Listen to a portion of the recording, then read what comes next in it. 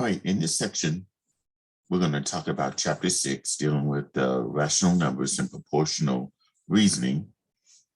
So this section starts off with 6.1, dealing with the set of rational numbers. And here we're going to talk about how to represent rational numbers in different ways. Also, we'll distinguish and write equal fractions and equivalent fractions, and then we'll write fractions in simplest form. Also, we'll order rational numbers and then use the denseness property of rational numbers to find fractions between two numbers. All right, so now let's talk about what the set of rational numbers are. The set, which is going to be capital letter Q of rational numbers, is defined as follows. Q is going to be the set of all A divided by B, such that A and B are integers where B, which is your denominator, is not going to be equal to 0. Okay. Now, every element in this set Q, A over B, has a numerator and a denominator. Here, the top number is the numerator. The number on the bottom is your denominator. The restriction there is that B is not equal to 0, but A and B are not necessarily going to be integers, okay? So all fractions are going to be of the form A over B, okay? And of course, fractions and rational numbers mean the same thing, all right? So there are some uses of rational numbers. One of them, it can be used as a division problem or a solution to a multiplication problem. So like the solution to 2x is equal to 3 would be x is equal to 3/2. Here we have a multiplication problem. So the opposite of multiplying would be to divide both sides by 2 in this case. So the x is equal to 3/2. Also, rational numbers can be used as proportion or part of a whole. An example of that would be that Joe received 1/2 of Mary's salary each month for alimony. Okay. Also, it can be used as a ratio. Right? The ratio of Republicans to Democrats on a Senate committee is 3 to 5. Okay. And also probability. Like when you toss up a coin, the probability of getting heads would be 1/2. So these are just some uses of rational numbers. Right. On the next page is models of rational numbers. One of them, of course, is the area model, where we can take a whole and just shade parts of it. Like in this case here, this whole thing is divided into 3 parts, but only one of them is shaded. Okay, so that can be represented as 1/3. Also, rational numbers can be modeled using the number line. In this case, here that number line from 0 to 1 is split into 3 equal parts, where 2 of those 3 parts are shaded. That represents 2/3. And also as a set model. In this case here, we have 5 circles. 3 of those circles are shaded. That's represented as the fraction 3/5. All right, now what is the meaning of a fraction? All right, to understand the meaning of a fraction, A over B, where A and B are whole numbers and B is not equal to 0, using the parts to whole model, we have to consider the following: the whole in question. Okay. So in this case here, you can see in the area model, the number line model, and the set model, we have to look at the whole thing in question. Here in the area model, they use the entire square for the whole. The number line model, that's from 0 to 1, split into 3 parts evenly. or for the set model, we use 5 circles. That's the whole. Now the number B is going to be the equal size parts in which the whole has been divided. So in the area model, the whole square was divided into 3 parts. In the number line model, that number line from 0 to 1 was split into 3 equal parts. And in the set model, we have 5 circles of the same size. And then we have the number A, and that's the number A of parts of the whole that are selected. So in the area model, we only shaded 1 out of the 3 parts. In the number line model, only 2 of the 3 were shaded. And in the set model, only 3 of these circles were shaded. Okay. So that's how we deal with the meaning of a fraction. We look at the whole that's in question. Then we look at the equal size parts in which the whole has been divided. And then we look at the parts of the whole that were selected. All right, now let's look at this first homework example. Write a fraction in simplest form to represent the shaded portion of the figure. So in this case here, we have the whole circle, that's the whole in question. And notice that this circle has been divided into 1, 2, 3, 4, 5, 6 equal parts. Okay, so I know that the denominator will have to be 6. But out of those 6 parts, only 5 of them have been shaded, as you can see. Okay, that's the number of parts that's been selected. So 5 out of those 6 parts have been selected. So the fraction in simplest form would be 5/6. All right. All right, now let's define proper fraction and improper fraction. Now, a proper fraction is a fraction, A over B, where the A, which is your numerator, is greater than or equal to 0, but less than B. In other words, the numerator has to be less than your denominator. A couple of examples of that would be 5/8. That's a proper fraction because the numerator of 5 is less than the denominator of 8. Also, -2/3 is an improper fraction. Now, disregarding the negative, it's a proper fraction because the 2 in the numerator is less than the denominator of 3. Now, for an improper fraction where we have A over B such that B has to be less than or equal to A, but greater than 0. In other words, the numerator has to be bigger than your denominator. So a couple of examples would be 8/5. That is an improper fraction. And that's because the numerator of 8 is bigger than the denominator of 5. Also, -3/2. If I disregard the negative, the 3 in the numerator is greater than the denominator of 2. All right. So we can use a number line model. So in this case here, what numbers are represented on this number line that you see here? Okay. Now let's take a look at what we have here in question. And I'm going to go from 0 to 2. This number line is divided into, let's look here, 1, 2, 3, 4, 5, 6, 7, 8 parts.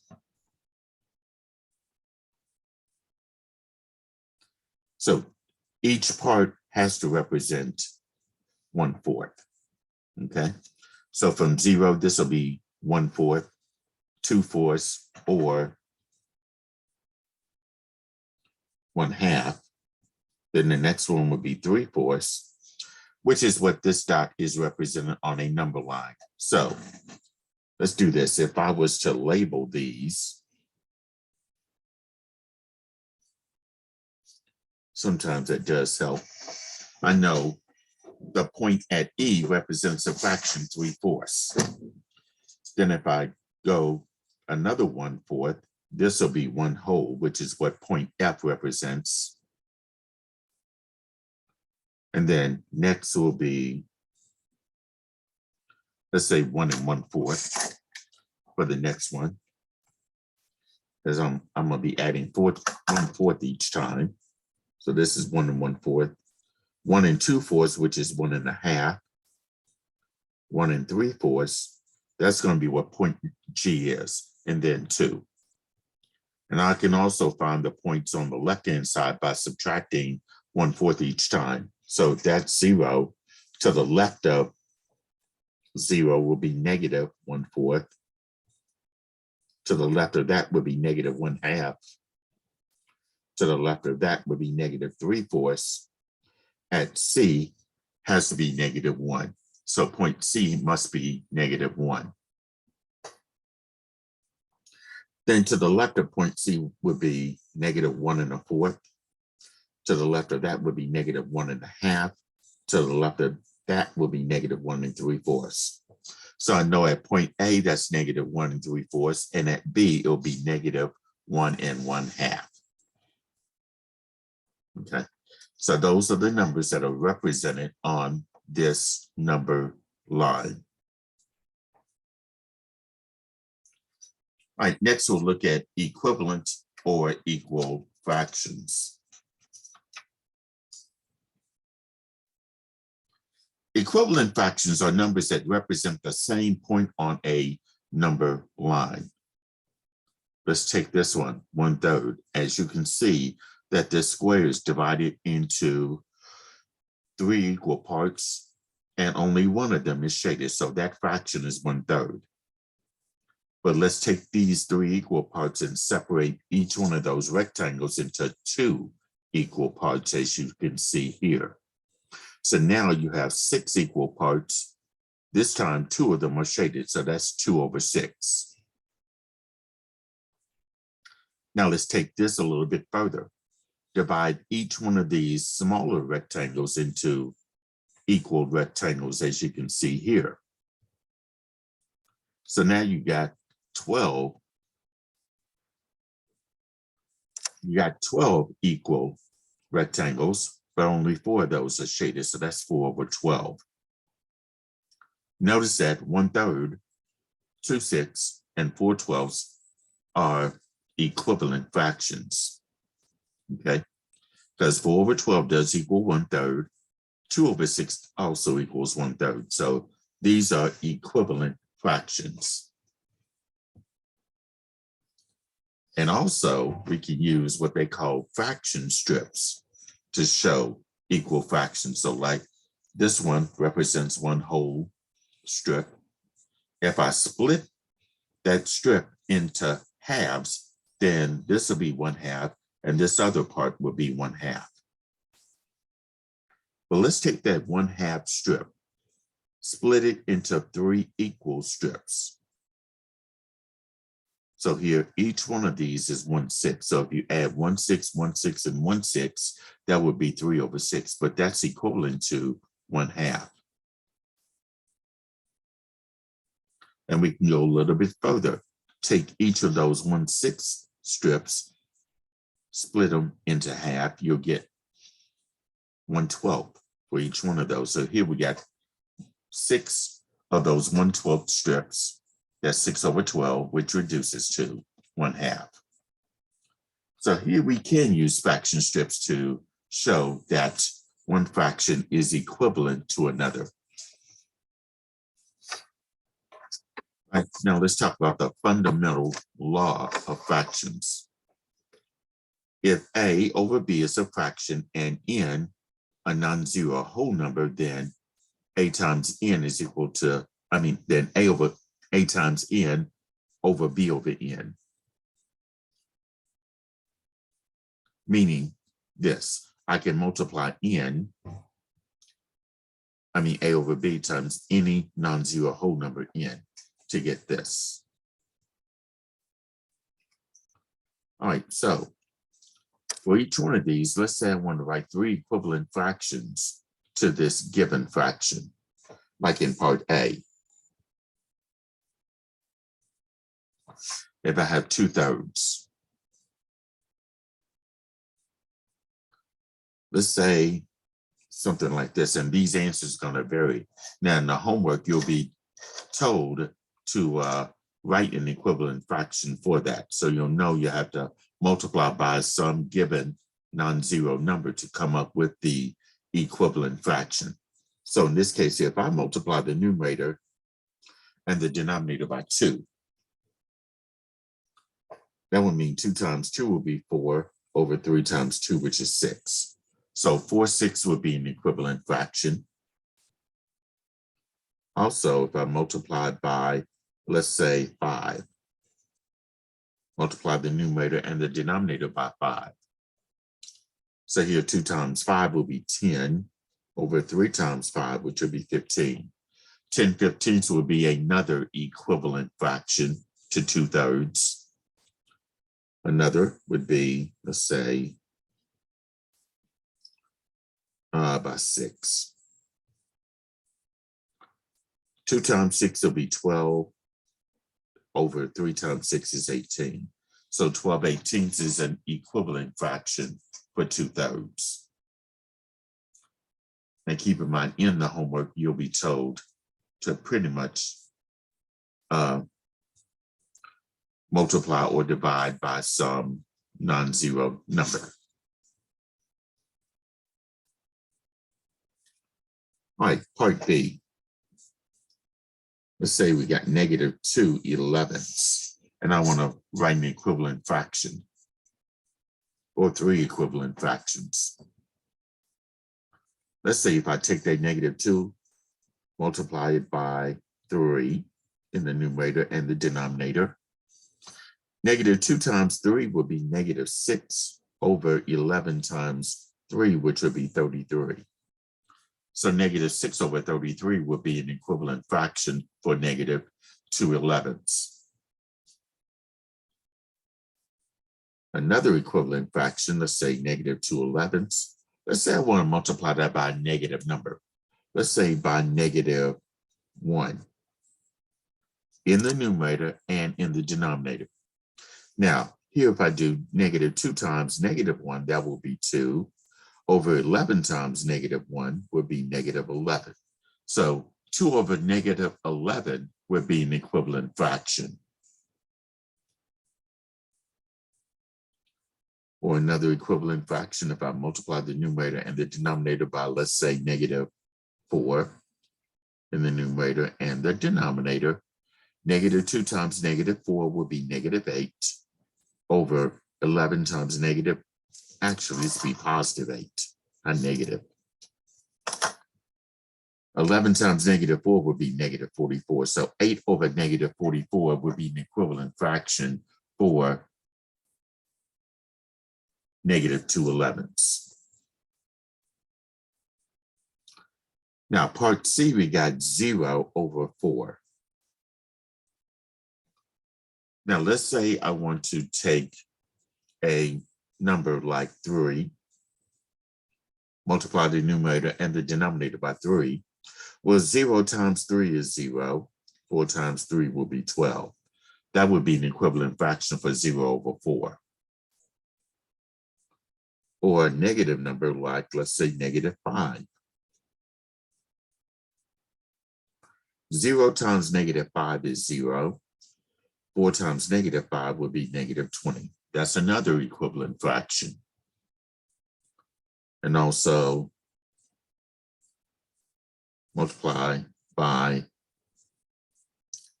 I'll say 3. No, I already used 3. Oh, let's say 6.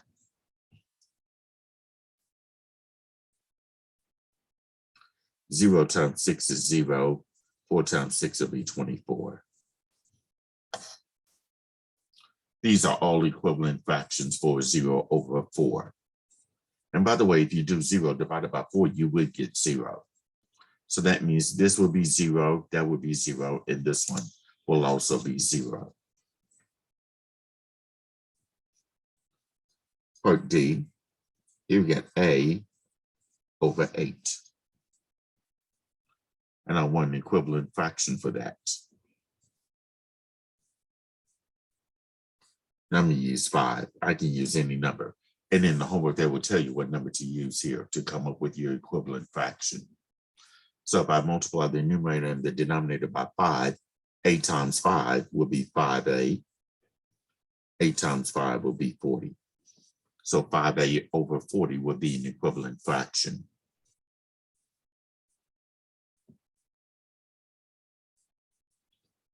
Let's say I want to use 7. Multiply the numerator and the denominator by 7. 8 times 7 is 7a over 8 times 7, which would be 56. And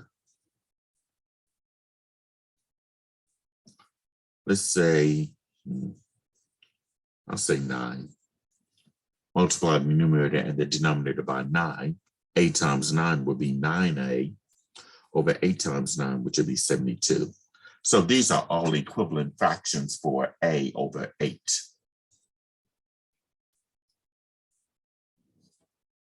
Okay. All right, let's look at this next one.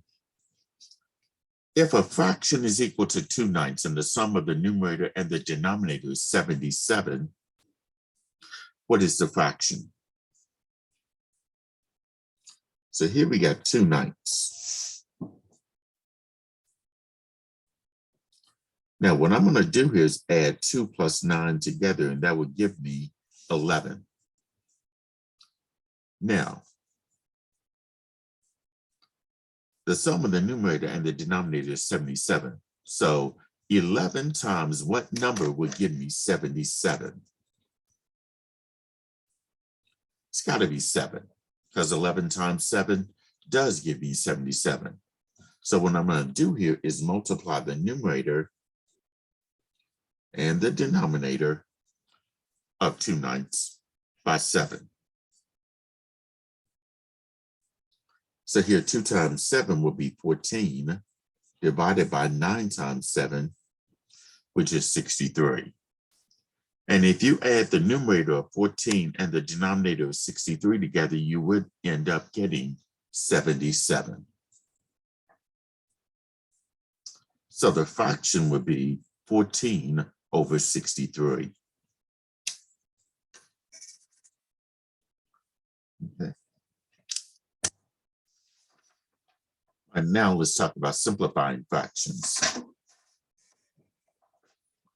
Simplifying fractions, or writing it in simplest form, or in some cases, lowest terms.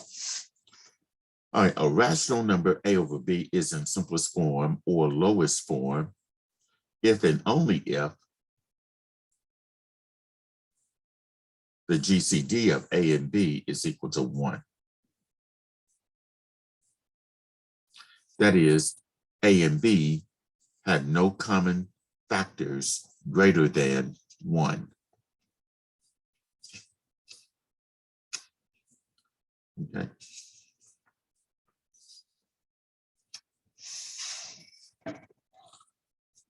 And in this example, let's say I want to find the value of x such that 12 over 42 is equal to x over 210. Okay. All right, in this case here,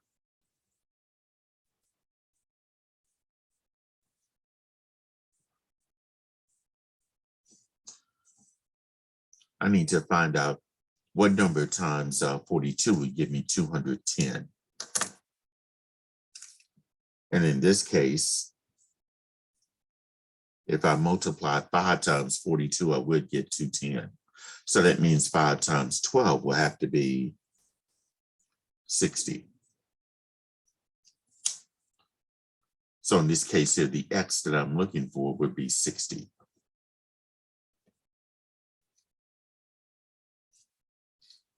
All right, now in these examples, we're just going to write each of the following fractions in simplest form if they are not already done so. Like 28ab squared divided by 42a squared b squared. All right. So that means I need to reduce 28 over 42 and then times the variables. In the numerator, I only have one a, so I just write the a once. B is used as a factor twice, so I'm going to write this as b times b. And then for a squared, a is used as a factor twice, so it'll be a times a. B squared, the b is used as a factor twice, so I'll write that as b times b. Now I need to find a number, the largest number that goes into 28 and 42. And in this case, I'm going to write this off to the side. This has to be 7. Okay. Now you could write 28 as 4 times 7 and 42 as 6 times 7. Actually, it's a lot bigger than that. Try 14. Okay. Because 14 times 2 is 28 and 14 times 3 will be 72. Because you want it in simplest form using the GCD. That's the largest number that goes into 28 and 42. And 14 is the largest number that would do that. Here, 14 goes into 28 2 times, and 14 goes into 42 3 times. So 28 over 42 would be 2/3.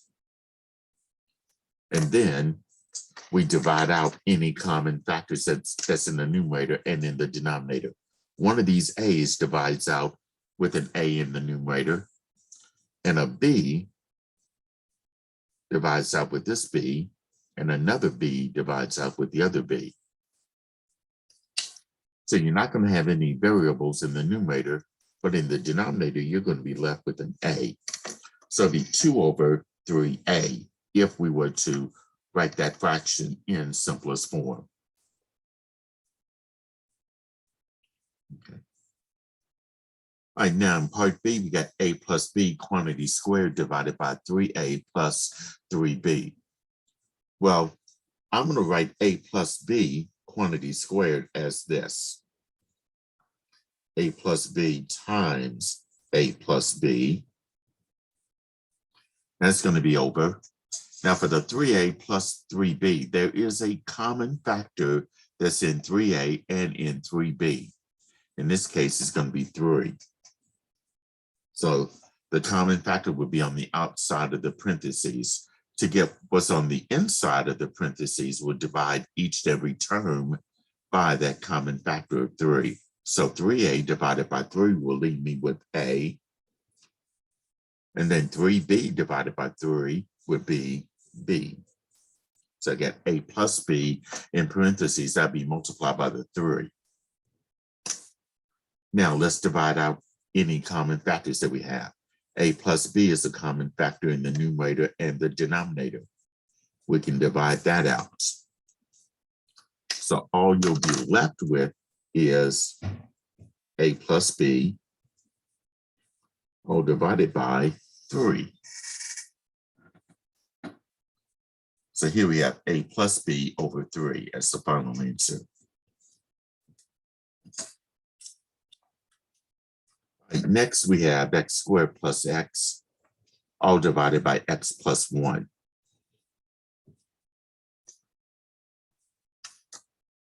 Now in the numerator, x squared and an x has a common factor, which is x, but we take the one with the smallest exponent. That x is to the first power, so we factor x to the first power out. And you'll be left with x squared divided by x. You'll be left with an x. And then x divided by itself will be plus 1. All that's divided by x plus 1. Now you can pretty much check this by doing x times x, that'll be x squared, and then x times the plus 1 would be plus x. And now we can divide out common factors like that x plus 1. All you'll be left with is just plain x as the answer.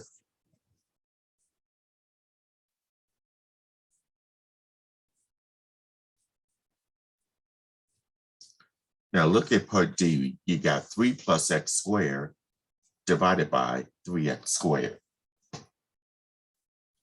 3 plus x squared divided by 3x squared. The numerator has no common factors to divide out, and neither does the denominator of 3x squared. And don't try to cancel or divide out this 3 with that 3 in front of the 3x squared. You cannot do that because of the plus sign that's in between the 3 and the x squared. So for an expression like this one, this cannot be factored. In fact, this is what we call simplest form. It's already in simplest form, so there's no way that you're going to be able to factor anything out.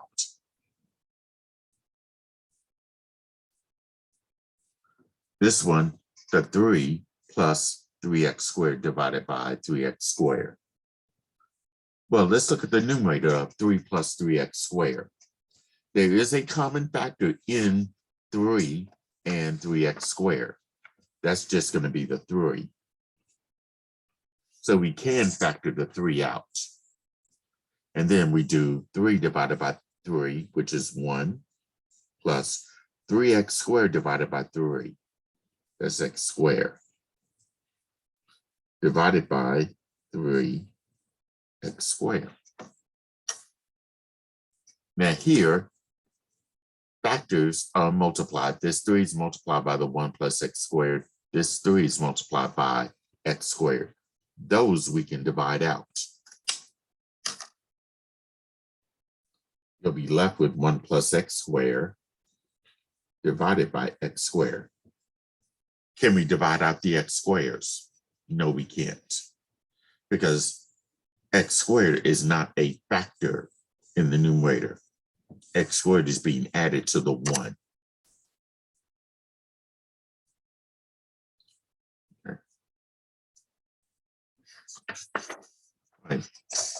Let's look at this next homework example, where we're going to find the requested fraction, which is 3/13 is equal to what number over 52?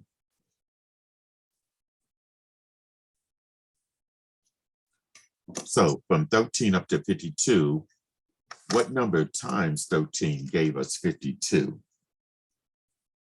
Has to be 4.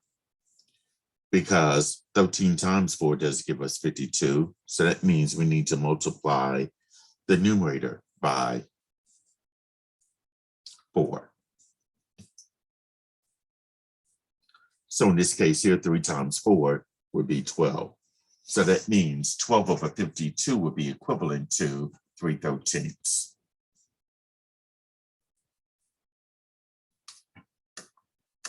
Okay.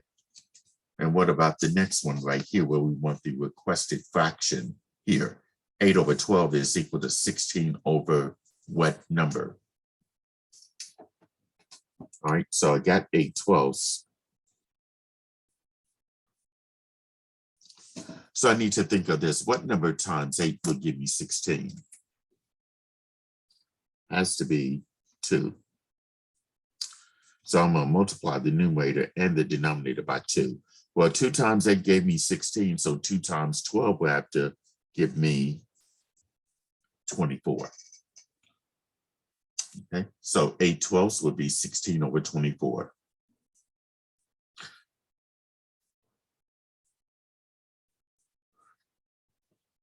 Okay. All right. For these, we want the fraction in simplest form. Like in part A, 106 over 110.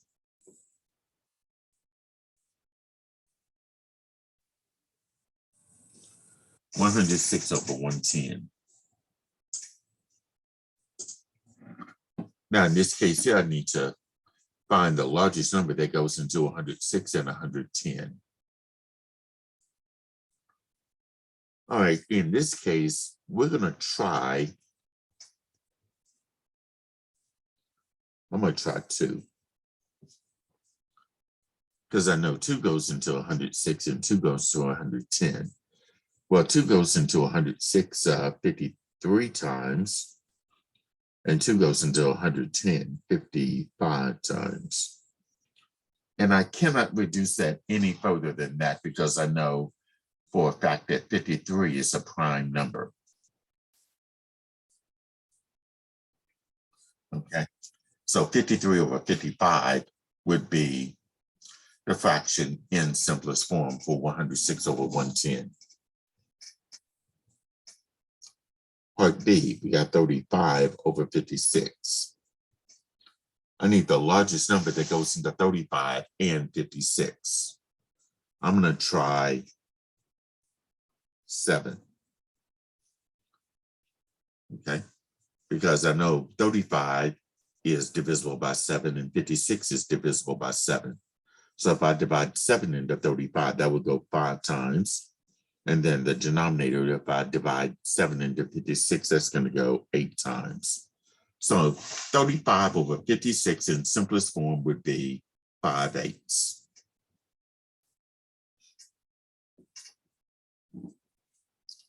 Now, part C, we got negative 55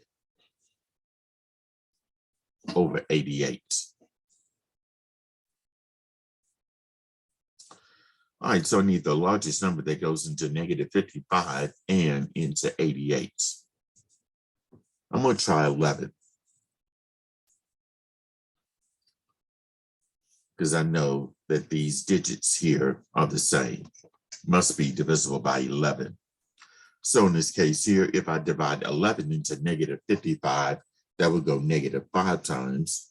And then 11 into 88 will go 8 times. So negative 5/8 would be the simplest form, the fraction in simplest form for negative 55 over 88. Okay. Right on the next page deals with some more algebraic expressions. Here we're going to find the simplest form for each of the following fractions here. Like in part A, I got a squared minus b squared divided by 8a plus 8b. All right, so the numerator, you're going to have to think about this. It is a difference of 2 perfect squares. There is a way that we can factor differences of squares. It's going to be like this. What number times itself gives me a squared? Has to be a, because a times a gives me a squared. And then what times itself gives me b squared? B and b, because b times b is b squared. It's a differences of squares, so that means one must be plus, the other one has to be minus. There's just a rule for differences of squares. A squared minus b squared always factors out like this. A plus b times a minus b.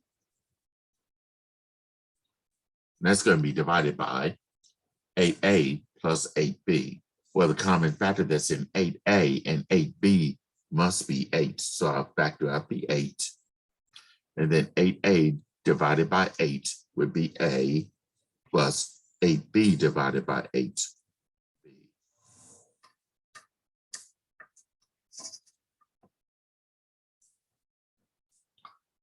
All right, so when we simplify this, the a plus b's divide out.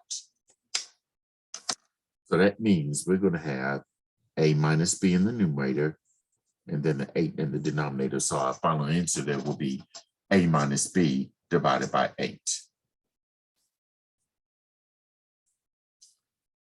And then part B, we got 15x squared y divided by 20x y squared. Now let's see if we can factor the numerator and the denominator out completely. 15, I can break that up as 3 times 5 using prime factorization. And that's multiplied by x squared is used as a factor twice, and y is used as a factor only once. For 20, I can break that up as 2 times 2 times 5 as a prime factorization. X is used as a factor 1 time, y squared is used as a factor twice. So I can write it like this, and then divide out common factors. Here the 5 in the numerator and the denominator divides out. Here one of the x's will divide out, and also one of the y's will divide out. So this is what I'm left in the numerator. 3 times x, which is 3x, over. Now 2 times 2 will be 4, and I also have a y in the denominator. So I'm going to reduce this as 3x over 4y.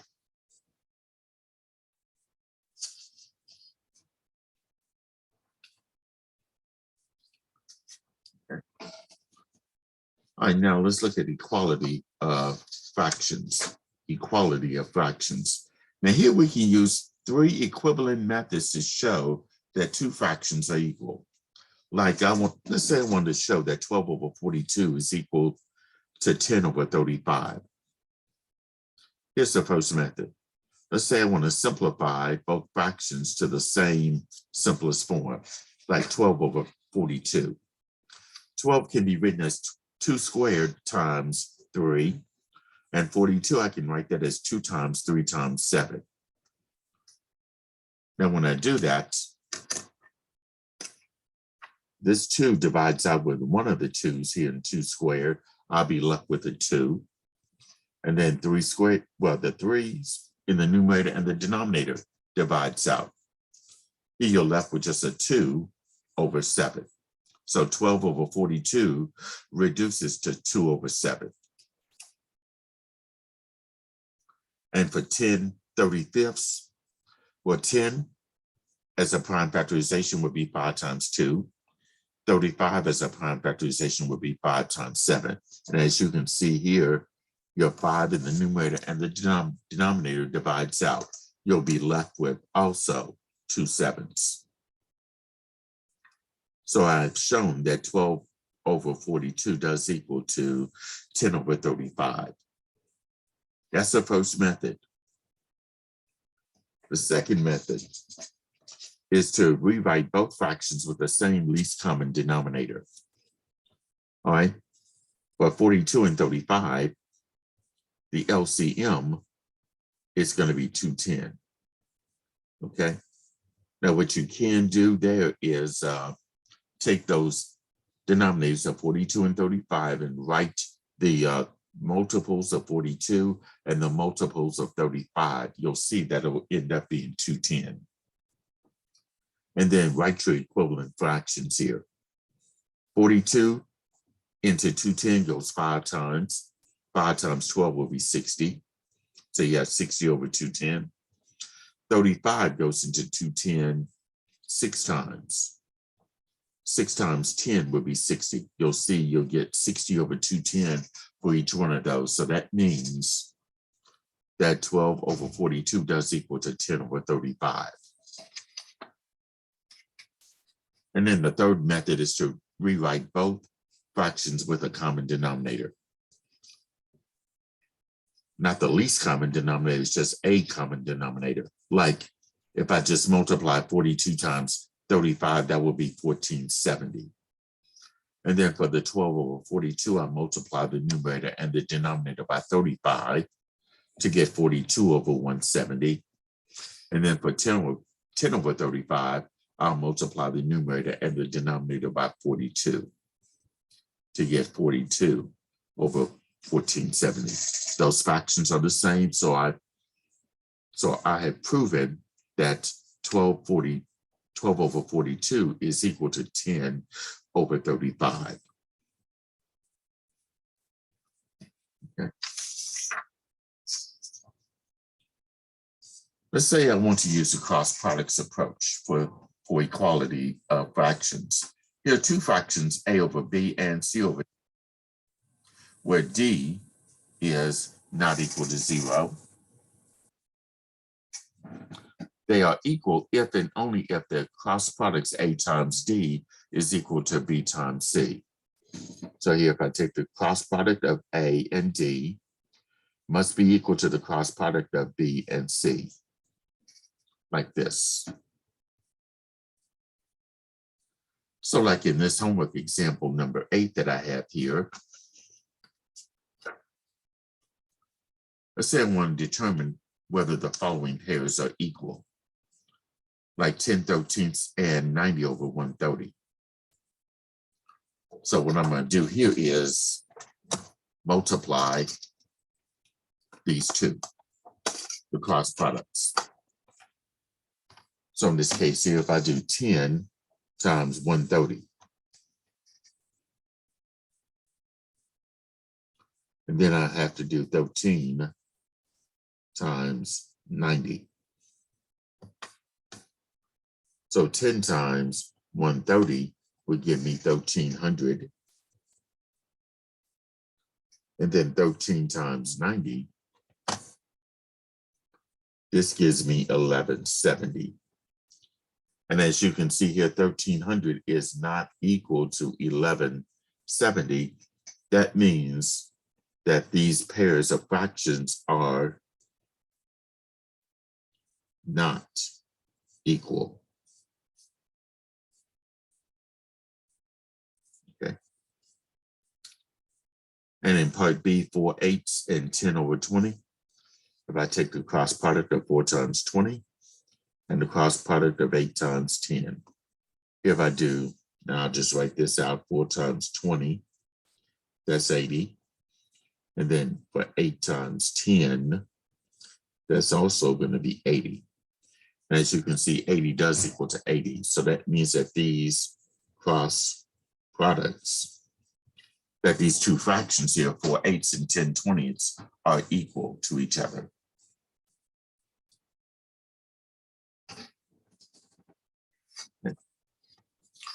And here's another example. Let's say 8 ninths and 136 over 144. I want to determine whether those two fractions are equal. So here, I need to do the cross product of 8 and 144 and 9 and 136. So 8 times 144 equals 1152. And then 9 times 136 will be 1224.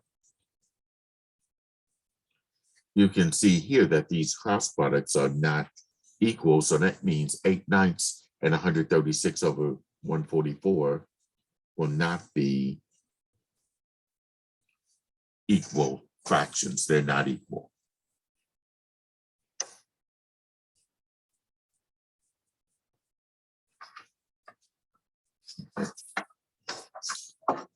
And let's say we have 4 ninths and 44 over 99. I want to determine if those two are equal. Again, I'll do 4 times 99. That must be equal to 9 times 44. Well, 4 times 99 is 396. 9 times 44, that's also 396. You can see that those two are equal.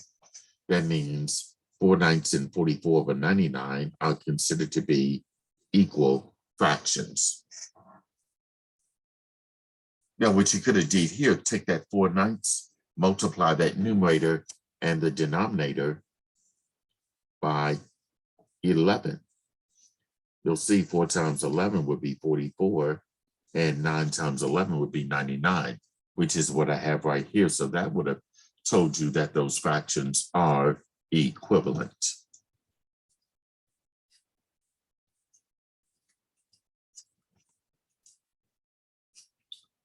Okay, Now let's take a look at this homework example number 11. Let's say I want to solve for x in each of the following. And these are just proportions where you're missing one of the numbers. You want to find out what that missing number is. Like in part A, and I'll do this off to the side. 5, 6 is equal to x over 13. So we use the cross products approach by doing 6 times x. That'll be 6x. That's equal to 5 times 13. That will be 65. And then to solve for x, we're multiplying by 6, so we need to divide both sides by 6. And I will leave this as x equals 65 over 6. Okay. Now, let me warn you, if they want this as a mixed number, you'll have to change it to a mixed number. But I think they want it as a simplified fraction, which is pretty much already in simplest form, because I can't find a number that would go into 65 and into 6 evenly. All right, part B, 3/5, and that's equal to negative 18 over x. So here, if we do the cross products approach, that's 3 times x, that would be 3x equals 5 times negative 18. That equals negative 90. So we got 3x is equal to negative 90. And then to solve for x, we're multiplying by 3, so we need to divide both sides by 3. That would mean x is equal to negative 30. So that missing number there will be negative 30. That's what x is.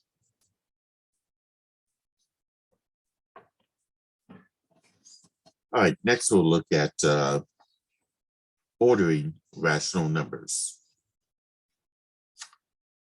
And here's a definition of greater than for rational numbers with like denominators. If a, b, and c are integers and b is greater than 0, then a over b will have to be greater than c over b if and only if your a is greater than c. The numerator of the first is greater than the numerator of the second.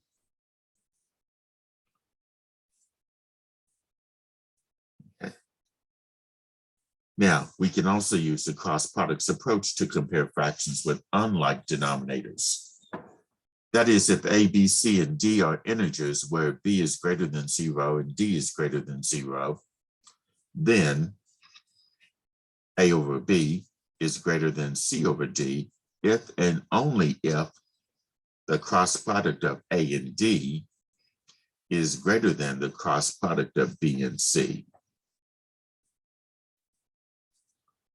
Okay. So if you have unlike denominators, it'll be best to use the cross products approach. But with like denominators, you can just easily look at the numerators to determine greater than or less than.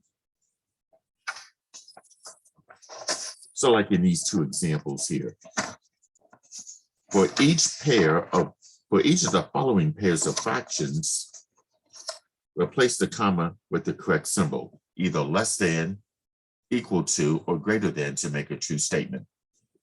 So like in part A, we got 3/5 and 3/4.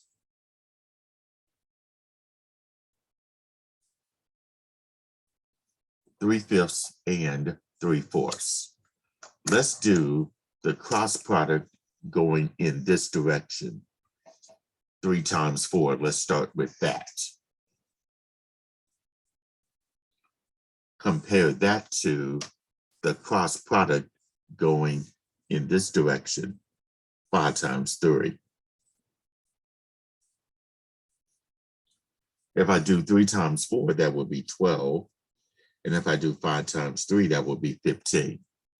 Compare 12 and 15. Is 12 less than or equal to or greater than 15? Has to be less than. So that means 3/5 will be less than 3/4.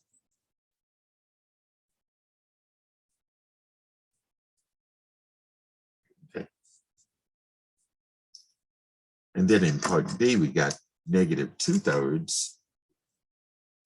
The 2 is negative and the 4 is negative. So we got negative 2/3 and negative 4/5.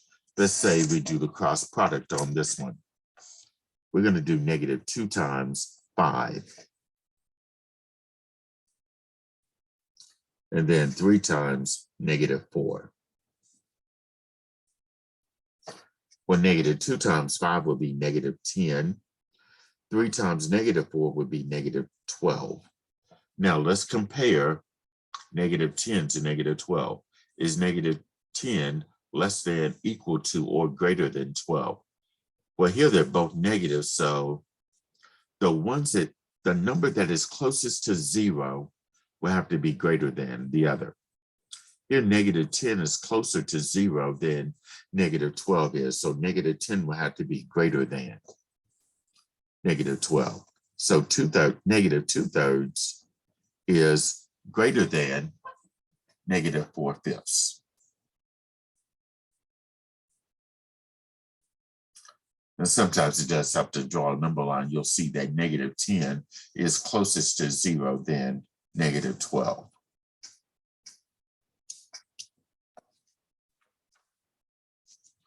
All right, next we'll look at the denseness property for rational numbers. Let's say we are given rational numbers A over B and C over D. There will be another rational number that is between those two numbers. So in this case here, we're going to do this. Find two rational numbers that are between the given fractions, like 1/7 and 2/7. Let's say I want to find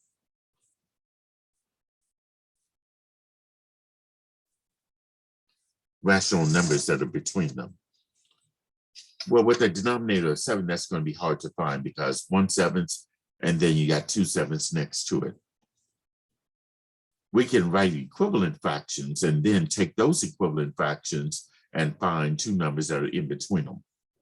Now, if I do the numerator and the denominator by 2, that definitely would not work because I'm only going to have one fraction in between those. Like 1/7. Multiply the numerator and the denominator by 2. That would be 2 over 14. And 2/7. Multiply that numerator and the denominator by 2. I'll get 4 over 14. I've only found one number in between those. That would be 3/14. I need to find two rational numbers. Let's try multiplying both of these fractions for the numerator and the denominator by 3. That might help.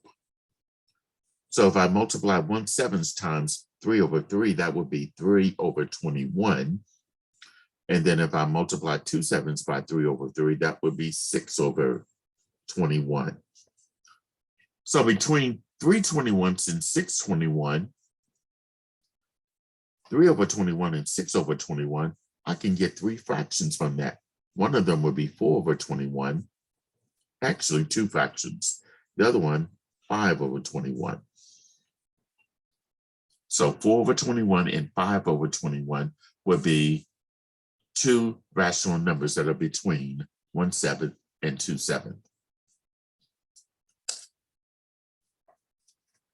Now let's look at part B.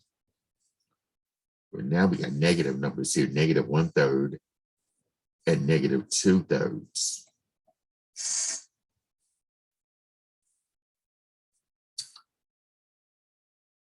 I need two rational numbers that are in between those.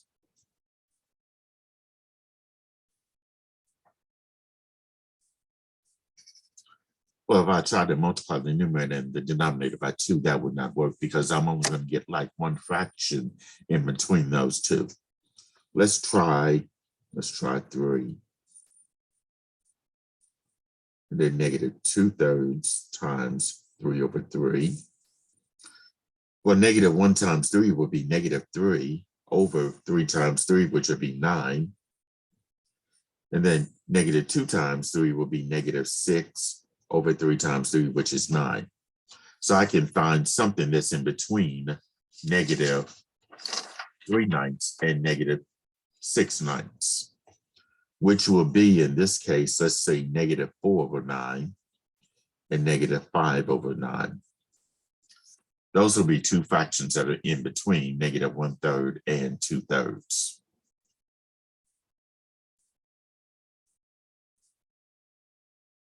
Okay.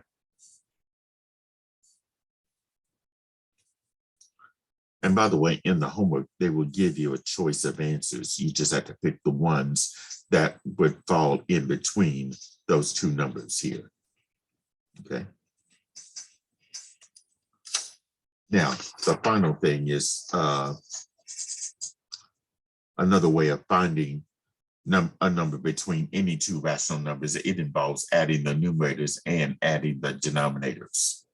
So here's that following theorem, where if I let A over B and C over D be any rational numbers with positive denominators, where A over B is less than C over D, then that means if I add the numerators A and C together and add the denominators B and D together, that would be a fraction that is in between A over B and C over D. Like, for example, 5/7 and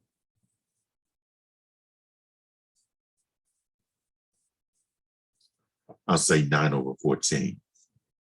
If I want a number that's in between those two, what I can do here is add the numerators, 5 plus 9, add the denominators, 7 and 14.